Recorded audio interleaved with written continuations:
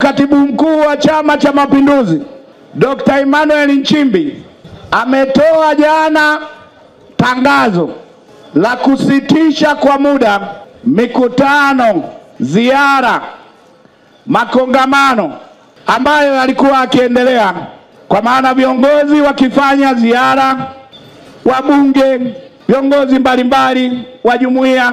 Tulikuwa tukiendelea na ziara za kuimarisha chama chetu na kueleza utekelezaji wa ilani. Kwa hiyo jana chama chetu kimesitisha kwa muda, na mimi kama katibu mwenezi nimesimama hapa kuwaeleza kwamba ni sahihi maelekezo aliyotoa katibu mkuu wa Chama cha Mapinduzi, kwamba tumefanya kazi kubwa kueleza yaliyofanywa katika kata zetu, katika majimbo yetu. Tumekuwa na mikutano ya kuimarisha chama chetu kwa viongozi wa ngazi zote wa kitaifa, mikoa, wilaya, mpaka kwenye matawi, kufanya ziara, wabunge wetu, madiwani wetu.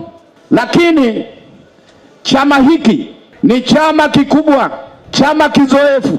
Kwa hiyo tumebakiwa na siku chache, leo tarehe 24, kesho 25, 26 na 27 Mheshimiwa Rais atakuja kuvunja bunge. Maana yake utaratibu ndani ya chama chetu, wanaogombea nafasi mbalimbali kwenye udiwani, ubunge, uwakilishi, iwe viti maalum, wataanza kuchukua fomu tarehe 28 mpaka tarehe 2 ya mwezi wa 7. Kwa hiyo ni dhahiri muda umeisha. Kwa hiyo nimesimama hapa kama katibu mwenezi kuwaeleza kwamba tutasimama kwa muda ili tutoe nafasi ya maandalizi sasa ya kura za maoni, kwa maana mchakato ndani ya chama chetu.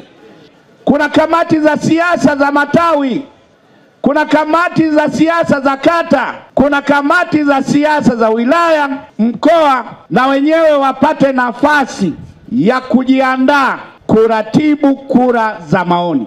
Muda hauko upande wetu. Kwa hiyo ni kwa nia njema tunasitisha ziara hizi ili kutoa nafasi ya maandalizi ya mchakato ndani ya chama chetu. Maana hawa tukiwa tunawaita mara kwa mara, basi tutakosa watakaoandaa mikutano hiyo. Uongo kweli? Kwa hiyo mnakipenda chama chetu.